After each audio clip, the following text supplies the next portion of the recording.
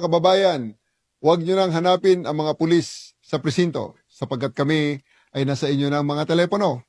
Dial 911, darating kami sa loob ng 5 minuto. Lilingkod sa bawat Pilipino at magbibigay ng tamang impormasyon para sa tahimik at maayos na Pilipinas. Police News Network, alagad ng batas, tagapagtaguyod ng balitang pulis, sandigan ng mamamayan, patnubay ng katotohanan. La Campo Crame, maghahatid ng pinakahuling kaganapan at nagbabagang balita. Ito ang PNN Police News Network. At ngayon, ang inyong mga tagapagbalita. Magandang hapon, Bagong Pilipinas. Kami ang inyong alagad ng batas, tagataguyod ng Balitang Pulis. Patrolwoman Mary Grace Artizuela mula sa PNP Anti-Cybercrime Group. At ngayong hapon, meron po ulit tayong guest co-host mula sa Philippine Navy na si Seaman First Class Journalist Elmo Gaspar. Magandang hapon sa iyo, sir. Magandang hapon din, ma'am. Maraming salamat po muli sa Philippine National Police sa pagbibigay sa amin ng oportunidad na maging guest co-host dito po sa Police Network News. Kami po ay maghahatid sa inyo ng tamang balita, kwento ng pulis at serbisyo para sa mamamayan at ito po ang PNP News Online. Ang pangunahing balita ng Police News Network, alagad ng batas, tagataguyod ng Balitang Pulis.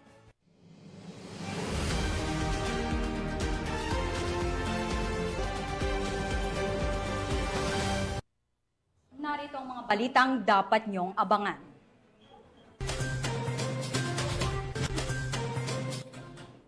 Halos 41 milyong pisong halaga ng shabu nasabat sa buy-bust operation sa Negros Oriental. Tatlong most wanted person sa Bulacan na aresto sa sunod-sunod na operasyon ng Bulacan PNP.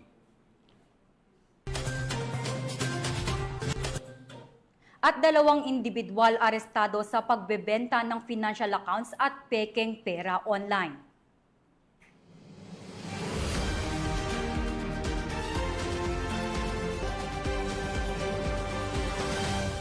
Narito ang mga balitang hatid ng ating PNN correspondents mula sa iba't ibang panig ng bansa.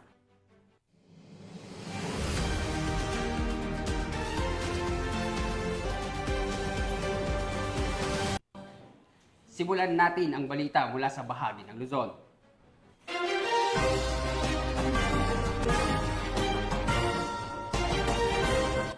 Sunod-sunod ang pagkakahuli ng 3 individual na kabilang sa listahan ng most wanted persons sa lalawigan ng Bulacan matapos ang serye ng hiwalay na operasyon na isinagawa ng pulisya sa magkakaibang bayan. Hindi naman titigil ang kapulisan sa pagtugis sa mga nagtatago sa batas at patuloy ang kanilang paninindigan para sa ligtas, payapa at maayos na pamayanan. Nakatutok dyan si Patrolwoman Gilly Peña. Wala nang lusot ang 3 individual na tinaguriang most wanted person ng lalawigan matapos masakote ng Bulacan Police Provincial Office sa magkakahiwalay ngunit mabilisang manhunt operation sa iba't ibang bayan ng Bulacan nito lamang nakaraang araw. Sa ulat mula sa tanggapan ni Police Colonel Angel L. Garciliano, Acting Provincial Director ng Bulacan PPO, ang matagumpay na operasyon ay bahagi ng pinaigting na kampanya ng kapulisan laban sa kriminalidad sa ilalim ng direktiba ni Police Brigadier General Ponce Rogelio I. Peñones Jr., Regional Director ng Police Regional Office 3.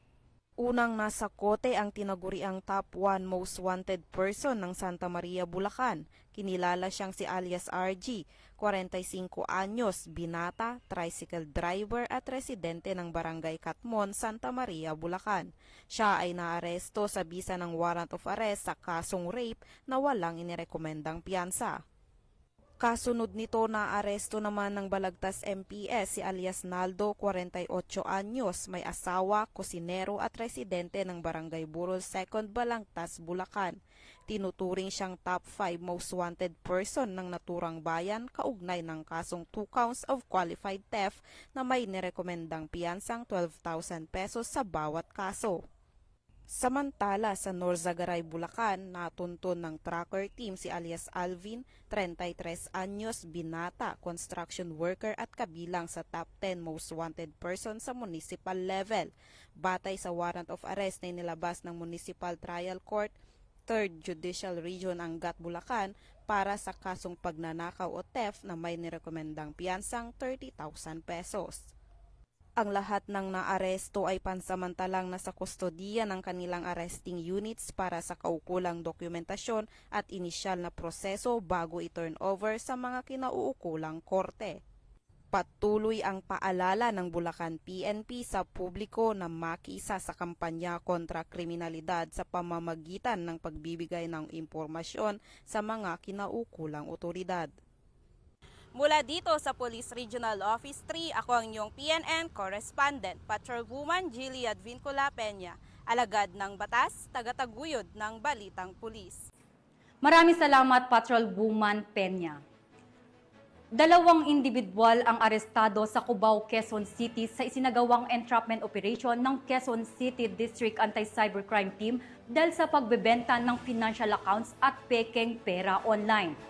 Yan ang balitang aking tinutukan.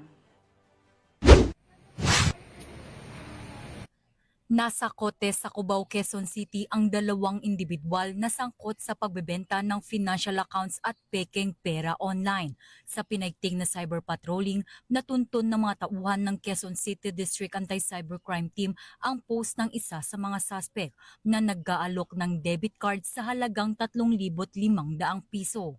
Sa pakikipag-ugnayan sa mga suspect, napag-alaman na nagbebenta din sila ng mga pekeng pera na naging daan upang maisagawa ang isang entrapment operation. Nasabat mula sa kanila ang 56 na piraso ng pekeng 1,000 peso bills at isang debit card.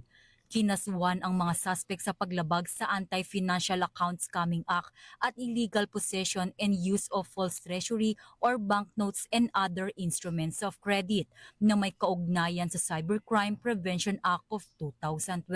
Kami po mula sa Quezon City District Anti-Cybercrime Team ay muling nagpapaalala sa lahat ng ating mga kababayan, sa mga tagapanood at tagapakinig na ang pagbili o pagbibenta ng anumang klaseng financial account ay mariing pinagbabawal sa ating saligang batas. Specifically under Section 5 of RA 12010 or ang Anti-Financial Accounts Scamming Act or AFASA, dahil maaring magamit ito ng mga cybercriminals sa kanilang pag-i-scam at maitago ang kanilang mga pagkakakilanlan. Mula dito sa Campo Crame, ako ang inyong PNN Correspondent, Patrolwoman Mary Grace Artizuela, nagbabalita para sa Police News Network, alagad ng batas, tagataguyod ng Balitang Pulis. Maraming salamat, Patrolwoman Artizuela. Bumagsak sa kamay ng batas ang isang lalaki na may kinakaharap na 2 kaso ng rape matapos siyang maaresto sa ikinasang operasyon ng Bacnotan Municipal Police Station sa Bacnotan, La Union.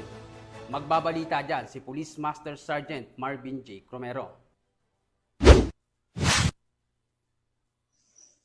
Inaresto ng Bacnotan PNP si alias Crisanto, 44 taong gulang, isang karpintero at residente ng Barangay Bitala, Bacnotan, La Union, matapos isilbi ang 2 warrant of arrest kaugnay sa mga kasong qualified rape of a minor at qualified statutory rape. Ang operasyon ay sinagawa bandang alas 9 ng umaga sa Barangay Nagsibaanan, Bacnotan, La Union. Matapos ang pag-aresto, dinala ang suspect sa Bacnotan District Hospital para sa medical exam at isinilin sa e-warrant at National Police Clearance System para sa dokumentasyon. Paalala sa publiko, hinihikayat ang lahat na agad magsumbong sa mga otoridad kung may nalalamang kahilintulad na krimen. Mula dito sa Ilocos Region, ako ang iyong PNN Correspondent, Police Master Sergeant Marvin J. Cromero, alagad ng batas, tagataguyod ng Balitang Pulis. Maraming salamat, Master Sergeant Romero.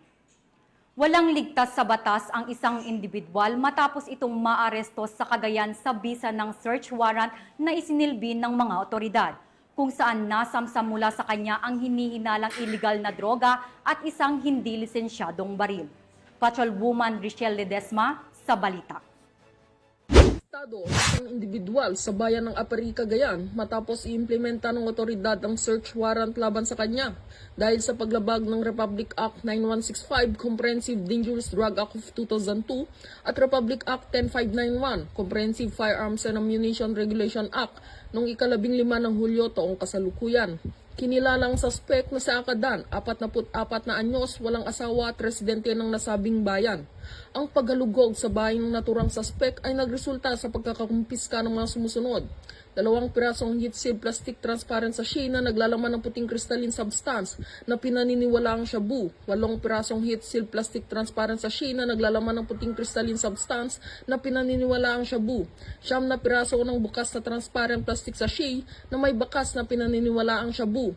1 pirasong itim na supot, 3 pirasong transparent plastic sachet, 1 unit ng kalibre 45 Colt MK4 na may serial number chamber loaded at may nakasingit na magazine na kargado ng 6 na pirasong bala para sa kalibre 45, 1 itim na holster, 5 maliit na rolled used aluminum foil, 17 pirasong lukot na aluminum foil, 2 lighter orange at green, 2 malalaking rolled aluminum foil, 1 pakete ng transparent plastic sachet, 3 pirasong bala para sa kalibre 38, 1 na itim na data cable box at 1 itim na sling bag. Ang naturang operasyon ay pinangunahan ng PNP Apari sa pangunguna ni Police Major Ignacio Dinulong Jr., Officer in Charge, kasama ang 1st Mobile Force Platoon, 2nd Cagayan Provincial Mobile Force Company at 3rd Maneuver Company Regional Mobile Force Battalion 2 na sinaksihan ng mga halal na opisyal sa barangay. Sa ngayon, ang narestong suspect kasama ang mga nakumpiskang ebidensya ay nasa pansamantalang kustodiya ng himpilan ng PNP Apari para sa dokumentasyon at tamang disposisyon. Mula dito sa Lambak ng Cagayan, ako ang inyong PNN correspondent, Patrolwoman Ledesma, alagad ng batas, tagataguyod ng Balitang Pulis. Maraming salamat, Patrolwoman Ledesma. Isang hinihinalang drug dealer ang naaresto sa ikinasang joint buy-bust operation ng Philippine Drug Enforcement Agency at Baguio City Police Office matapos mahuli sa aktong nagbebenta ng pinaghihinalaang shabu sa lungsod ng Baguio. Ibabalita yan ni Police Master Sergeant Lenny Valerio. Timbog ang isang individual sa matagumpay na entrapment operation na isinagawa ng Philippine Drug Enforcement Agency Cordillera Regional Special Enforcement Team o PDEACAR RSET kasama ang Ifugao Provincial Office at local police na nagresulta sa pagkaaresto ng isang drug dealer sa Barangay Pinsaw, Pilot, Baguio City nito lamang ika-16 ng Hulyo taong kasalukuyan.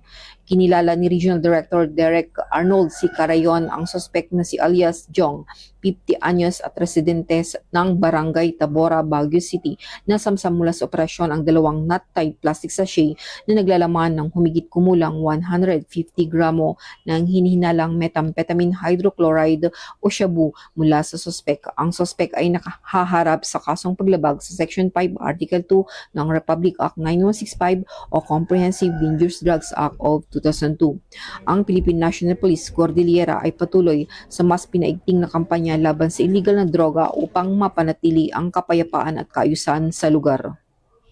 Mula dito sa rehiyon ng Cordillera, ito ang iyong PNN correspondent, Police Master Sergeant Lenny Valerio, alagad ng batas, tagataguyod ng Balitang Pulis. Maraming salamat, Master Sergeant Valerio. Formal nang nanumpa sa tungkulin si Police Brigadier General Nestor Babagay Jr.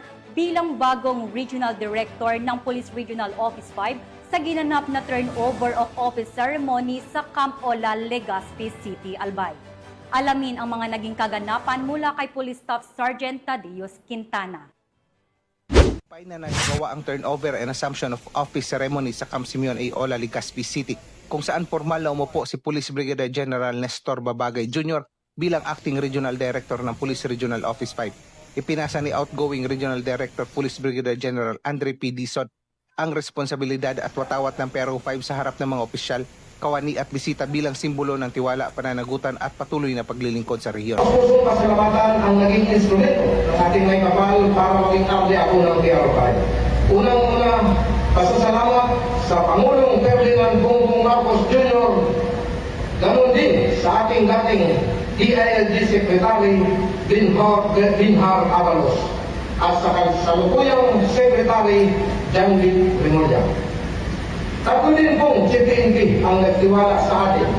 Unang-una si Police General Benjamin Acorda, Pangalawa, si Police General Romel Francisco Martin. At pangatlo, si Police General Nicolas Torre III, ang ating kasalukuyang Chief PNP. Kinilala rin ang kanyang pamumuno sa pagpapatibay ng kampanya laban sa kriminalidad at pagsusulong ng makatao at maayos na serbisyo sa publiko. Ang seremonya ay pinangunahan ni PNP Chief Police General Nicolas D. Torre III na kinatawanan ni Police Lieutenant General Jose Melesio C. Nartates Jr., Deputy Chief PNP for Administration. Sa kanyang mensahe, binigyan diin ni Police Lieutenant General Nartates ang kahalagahan ng matatag na pamumuno sa pagpapatuloy ng advokasya ng PNP tungo sa mapayapa at ligtas na pamayanan. Of excellence and professionalism within the Philippine National Police. The turnover of command ceremony is not merely a formal tradition. It is a symbolic reaffirmation of our core values of integrity, continuity, and faithful service to our people. Samantala, mainit namang tinanggap ng PRO5 si Police Brigadier General Babagay Jr. na kinilala sa kanyang malawak na karanasan sa iba't ibang posisyon sa PNP at sa kanyang maayos na record sa pamumuno. Ipinahayag niya ang kanyang hangaring ipagpatuloy at higit pang paigtingin ang mga programang inulunsad ng kanyang naunang opisyal upang matiyak ang kapayapaan at kaayusan sa rehiyon. Sir, I am very honored and grateful to be given this chance to serve my fellow Bicolanos. Accepting this challenge is like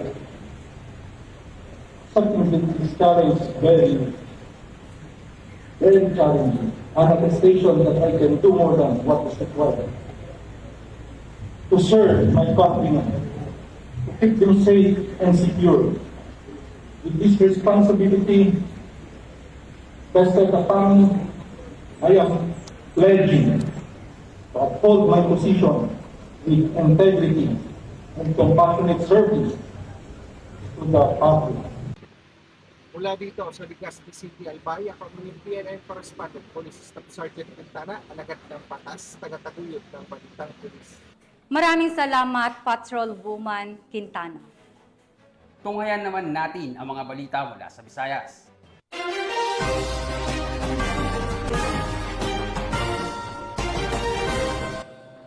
Isang matinding dakok sa operasyon ng iligal na droga ang naitala sa San Jose Negros Oriental matapos masabat ng kapulisan ang halos 41 milyong pisong halaga ng hinihinalang shabu mula sa isang high-value individual sa ikinasang buy-bust operation sa naturang lugar.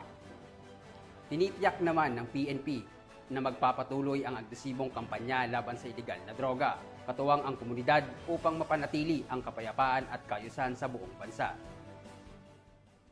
Patrolwoman Flora May Azares, ibalita mo. Nakaisunod sa pagpakahilom, tanan na mga isulti pwedeng magamit pabor o bato kanima taas ng korte sa Pilipinas. Ha? Dapat kayo katawan, bukuha mo kagaling abogado. Kung di ka kakuha, mahatag ang gobyerno ni Musa. Dapat kayo katawan, bukuha mo kagalingon nga doktor. Kung di ka kakuha, mahatag ang gobyerno ni Musa. Nakasabot ka, wala? Nasabat ng Negros Oriental PNP ang halos 41 milyong halaga ng hinihinalang shabu mula sa isang high-value individual sa isinagawang buy-bust operation sa Purok 5, Barangay Santo Niño, San Jose Negros Oriental noong 15 ng Hulyo ng taong kasalukuyan. Kinilala ni Police Colonel Ronan R. Claraval, Provincial Director ng Negros Oriental Police Provincial Office, ang sospek na si alias Pau, 36 anyos, na residente ng Barangay Hamanhak, Dumaguete City, Negros Oriental. Bandang alas 12:13 ng hating gabi, nang ikinasa ng mga operatiba ang naturang buy-bust operation na kung saan nagsilbing pusher-buyer ang isang pulis at nahuli sa aktong nagbibenta ang nasabing sospek. Kaagad inaresto ng mga otoridad ang sospek at nakumpiska mula rito ang 7 pakete ng hinihinalang shabu na may timbang na 600 gramo at may standard drug price na 40,800,000 pesos. Buy-bust money, backpack, isang cellphone, isang Ford Everest na sasakyan at susi. Kasalukuyang nasa kustodiya ng San Jose Municipal Police Station ang sospek at maharap sa kasong paglabag sa RA 9165 o Comprehensive Dangerous Drugs Act of 2002. As of today, the case is now under inquest proceedings and appropriate charges will be filed once the inquest proceeding is done. So to the members of the community, we urge you to help us in reporting the suspicious activities in your areas. You can call 911 for immediate police response or call the number of the police stations nearest. Mula dito sa Central Visayas, Ako ang inyong Police News Network correspondent, Patrolwoman Flora May Azares, alagad ng batas, tagataguyod ng balitang pulis. Maraming salamat, Patrolwoman Azares. Matagumpay na nasabat ng Iloilo City Police ang tinatayang mahigit 1 milyong halaga ng hininalang shabu sa ikinasang buy-bust operation na nagresulta sa pagkakaresto ng isang high-value individual. Nakibalita dyan si Patrolwoman Andrea Dominic de Palubos.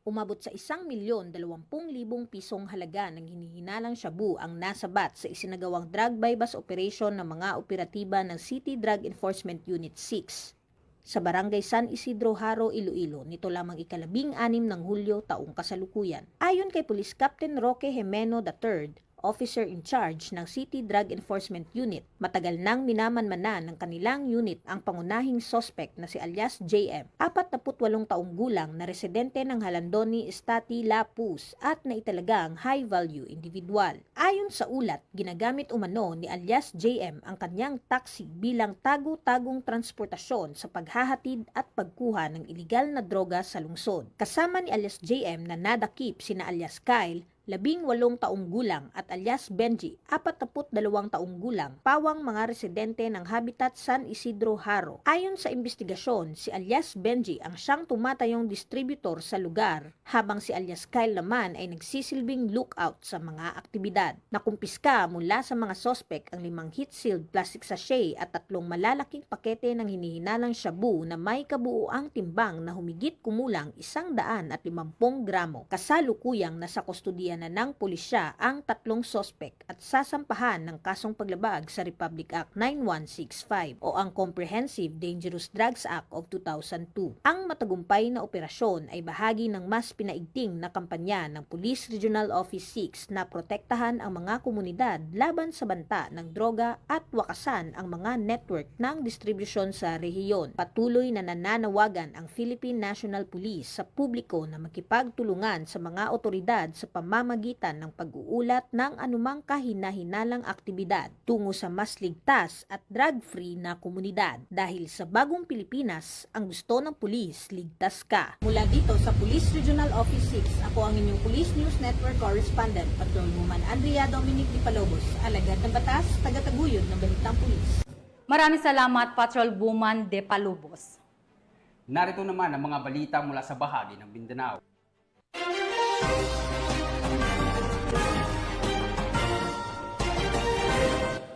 Sa kulungan ang naging hantungan ng 2 lalaki matapos mahulihan ng iligal na droga at baril sa ikinasang checkpoint operation ng pulisya sa Maguindanao del Sur.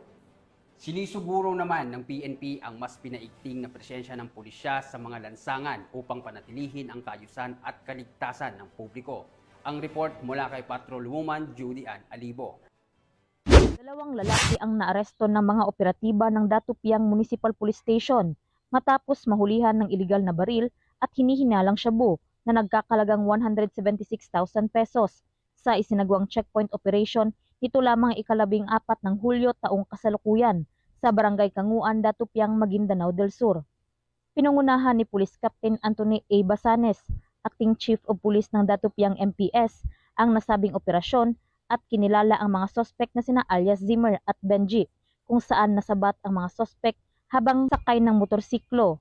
Sa isinagawang routine checkpoint, napansin ng mga pulis ang bahagi ng baril na nakalitaw sa baywang ng isa sa mga sospek, kaya't isinailalim sa masusing pag-inspeksyon. Nakumpiska mula sa mga sospek ang isang caliber 45 pistol, 4 na bala, isang magazine, 2 improvised shooter at tinatayang 25.9 gramo ng hinihinalang shabu at nagkakalagang 176,000 pesos. Kasalukuyang nasa kustodiya ng Datupiang MPS ang mga naarestong sospek at nakumpiskang ebidensya para sa dokumentasyon at tamang disposisyon at mahaharap sa kasong paglabag sa Republic Act 9165 o ang Comprehensive Dangerous Drugs Act of 2002 at Republic Act 10591 o ang Comprehensive Firearms and Ammunition Regulation Act. Ayon kay Police Colonel Sultan Salman H. Sapal, Provincial Director ng Maguindanao del Sur Police Provincial Office, ang matagumpay na operasyon ay patunay sa matatag na kampanya ng PNP laban sa kriminalidad. Mula rito sa Police Provincial Office ng Maguindanao del Sur, ako ang inyong PNN correspondent, Patrolwoman Julian Alibo, alagad ng batas, tagataguyod ng Balitang Pulis. Maraming salamat, Patrolwoman Alibo. Nahuli sa akto ang isang mag-live-in partner sa ikinasang bypass operation ng mga operatiba ng Villanueva Municipal Police Station sa Misamis Oriental matapos mahuling sangkot na nagbebenta ng hinihinalang shabu. Nakatutok dyan si Patrolwoman Riza Zahonya. Arestado ang dalawang individual sa ikinasang bypass operation ng mga operatiba ng Villanueva Municipal Police Station sa Barangay San Martin, Villanueva, Misamis Oriental. Kinilala ni Police Major Princess Bergado, officer in charge ng Villanueva Municipal Police Station, ang mga suspect na sina alias Julie, babae, 23 anyos, at alias PJ, lalaki, 35 anyos, mag-live-in partner at residente ng nasabing lugar.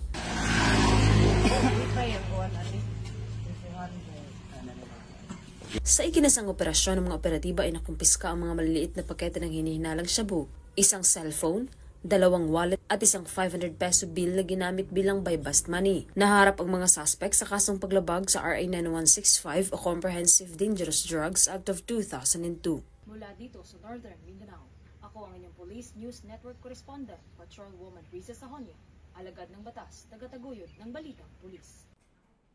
Maraming salamat, Patrolwoman Riza Zahonya. Naaresto ng mga otoridad ang isang individual na kabilang sa talaan ng high-valued individual sa bisa ng search and warrant operation na isinagawa ng kapulisan sa Davao City. Narito ang detalye sa report mula kay Patrolwoman Bernamay Lapus. Arestado ang isang high-value individual na kabilang sa top 2 sa lungsod sa isinagawang search operation ng mga operatiba ng Regional Police Drug Enforcement Unit 11, City Drug Enforcement Unit at iba pang unit ng pulisya noong Hulyo 16 taong kasalukuyan sa Purok 6B, Barangay Boulevard, Davao City. Kinilala ni Police Major Minar D. Pascual, hepe ng RPDU 11, ang suspect na si alias Huntoy, 47 anyos, walang trabaho at residente sa naturang lugar. Isinagawa ang operasyon sa bisa ng Search Warrant number 2562 kaugnay sa paglabag sa Republic Act 9165 o ang Comprehensive Dangerous Drugs Act of 2002. Nasamsam mula sa suspect ang 4 na pakete ng hinihinalang shabu na may bigat na humigit kumulang 90 grams at tinatayang halaga ng 612,000 pesos, isang sling bag at marked money na ginamit sa operasyon. Ang suspect ay kasalukuyang nasa kustodiya na ng mga otoridad at mahaharap sa kasong paglabag sa RA 9165. Samantala, patuloy ang Police Regional Office 11 sa pagsasagawa ng mga operasyon upang supilin ang lahat ng uri ng iligal na mga aktibidad bilang bahagi ng kanilang tungkuling panatilihin ang kapayapaan at kaayusan sa rehiyon. Mula dito sa Police Regional Office 11, ako ang inyong PNN correspondent, Patrolwoman Bernamay Lapus, alagad ng batas, tagataguyod ng Balitang Pulis. Maraming salamat, Patrolwoman Bernabé Lapus. At yan ang mga balitang nakalap ng ating PNN correspondents mula Luzon, Visayas at Mindanao. Muli ang aming taos-pusong pasasalamat sa masusugid na manonood ng Police News Network. At syempre sa ating guest co-host ngayon na si Seaman First Class Journalist Elmo Gaspar. Na mula po sa Philippine Navy, baka po may gusto po kayong batiin, sir? Yes, ma'am. Thank you, ma'am. Syempre, binabati ko po ang aming Flag Officer in Command, Philippine Navy, Vice Admiral Jose Ma Ambroso Espeleta, Philippine Navy, ang aming Group Commander, Civil Military Operations Group, Philippine Navy, Captain Gregory Gerald B. Pabic, Philippine Navy General Staff Corps, Deputy Commander Simug PL, Colonel Nilo Hapson, Philippine Navy Marines General Staff Corps, at sa aming Acting Chief of Staff at Commandant ng CMO School, Commander Lady Chatterley Alvaro Simbeling, Philippine Navy, at sa lahat ng bumubuo ng CMO School, at sa lahat po ng estudyante ng Journalist Advanced Specialization Course Class 03-25. Isang magandang hapon po sa inyo lahat. Sa ngalan ng pamunuan ng Philippine National Police sa pangunguna ni PNP Chief Police General Nicolas Torre III at sa pamumuno ni President Ferdinand Bongbong Marcos Jr., kami ay maglilingkod sa bawat Pilipino at magbibigay ng tama at balanseng balita. At kami po ay muling nagpapaalala na huwag nyo na pong hanapin ang mga pulis sa mga presinto sapagkat kami ay nasa inyo ng mga telepono. Dial 911, darating kami sa loob ng 5 minuto. Dahil dito sa bagong Pilipinas, ang gusto ng pulis, ligtas ka. Mula rito sa tanggapan ng tagapag-ugnay ng pambansang pulisya, kami ang inyong alagad ng batas, tagataguyod ng Balitang Pulis, Patrolwoman Mary Grace Artizuela mula sa PNP Anti-Cybercrime Group. At ako naman si Seaman First Class Journalist Elmo Gaspar, Philippine Navy, naghahatid ng tamang balita, kwento ng pulis at serbisyo para sa mamayan at ito ang PNP News Online. Ang pangunahing balita ng Police News Network.